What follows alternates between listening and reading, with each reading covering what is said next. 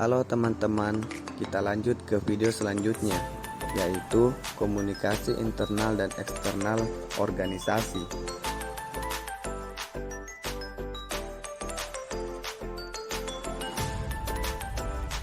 Komunikasi internal organisasi adalah proses penyampaian pesan antara anggota-anggota organisasi yang terjadi untuk kepentingan organisasi, seperti komunikasi antara pimpinan dan dengan bawahan, antara sesama bawahan, dan lain sebagainya.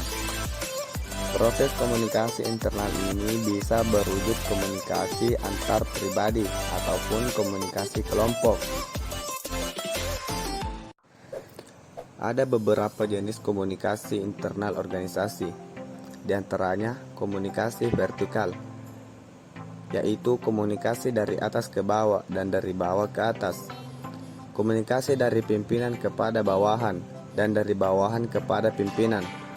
Dalam komunikasi vertikal, pimpinan memberikan instruksi-instruksi, petunjuk-petunjuk, informasi-informasi, dan lain-lain kepada bawahannya, sedangkan bawahan memberikan laporan-laporan, saran-saran, pengaduan-pengaduan, dan sebagainya kepada pimpinan. Yang kedua yaitu komunikasi horizontal dan lateral, yaitu komunikasi antara sesama, seperti dari karyawan kepada karyawan, manajer kepada manajer. Pesan dalam komunikasi ini bisa mengalir di bagian yang sama di dalam organisasi atau mengalir antar bagian. Komunikasi lateral ini memperlancar pertukaran pengetahuan, pengalaman, metode, dan masalah. Hal ini membantu organisasi untuk menghindari beberapa masalah dan memecahkan yang lainnya, serta membangun semangat kerja dan kepuasan kerja. Selanjutnya, komunikasi eksternal. Komunikasi eksternal merupakan kegiatan komunikasi yang biasa dilakukan oleh praktis humas dalam membina hubungan baik dengan publik eksternal. Tujuannya adalah mengusahakan tumbuhnya sikap dan gambaran yang positif dari publik terhadap suatu organisasi. Definisi lain juga mengemukakan bahwa komunikasi eksternal organisasi adalah komunikasi antara pimpinan organisasi dengan halayak di luar organisasi. Pada organisasi besar, komunikasi ini lebih banyak dilakukan oleh kepala hubungan masyarakat daripada pimpinan sendiri. Yang dilakukan sendiri oleh pimpinan hanyalah terbatas pada hal-hal yang dianggap sangat penting saja. Misalnya melakukan konferensi pers, bertemu dengan ormas, dan lain-lain. Selanjutnya, kepemimpinan atau manajerial. Kepemimpinan dilaksanakan melalui komunikasi. Para pemimpin bertanggung jawab bagi pencapaian tujuan tertentu. Fungsi dasar kepemimpinan terbagi ke dalam dua kategori. Kategori tersebut yaitu: yang pertama, fungsi pemeliharaan kelompok.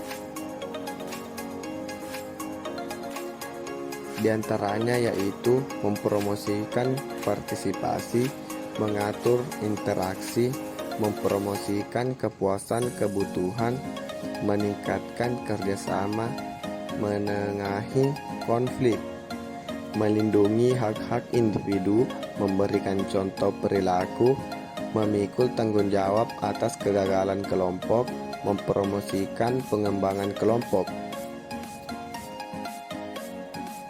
Yang kedua yaitu fungsi pencapaian tujuan, dan antaranya menginformasikan, merencanakan, mengorientasikan, menginteraksikan, mewakili, menyelaraskan, memperjelas, mengevaluasi, dan membangkitkan semangat.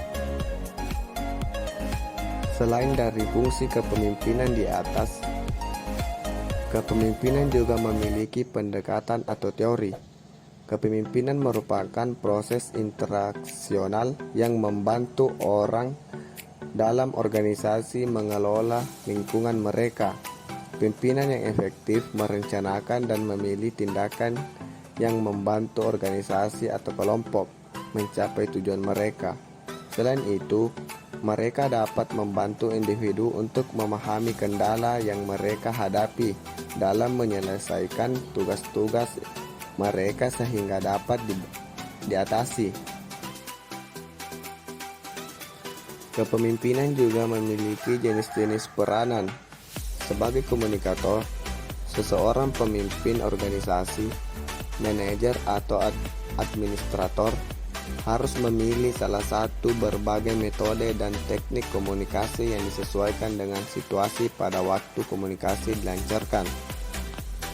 Sebagai komunikator, seseorang manajer harus menyesuaikan penyampaian pesannya kepada peranannya yang sedang dilakukannya.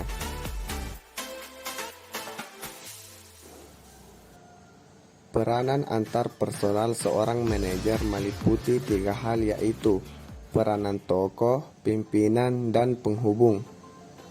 Adapun peranan tersebut yaitu: yang pertama, peranan tokoh. Kedudukan sebagai kepala suatu unit organisasi membuat seorang manajer melakukan tugas yang bersifat keupacaraan.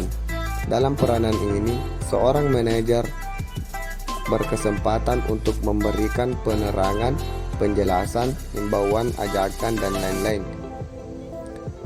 Yang kedua, peranan pemimpin.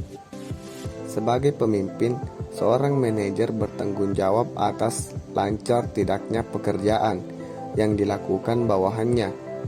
Beberapa kegiatan bersangkutan langsung dengan kepemimpinannya pada semua tahap manajer. Penentuan kebijaksanaan, perencanaan, pengorganisasian, penggerakan, dan pengawasan. Yang ketiga, peranan penghubung. Dalam peranan sebagai penghubung, seorang manajer melakukan komunikasi dengan orang-orang di luar jalur, baik secara formal maupun secara tidak formal.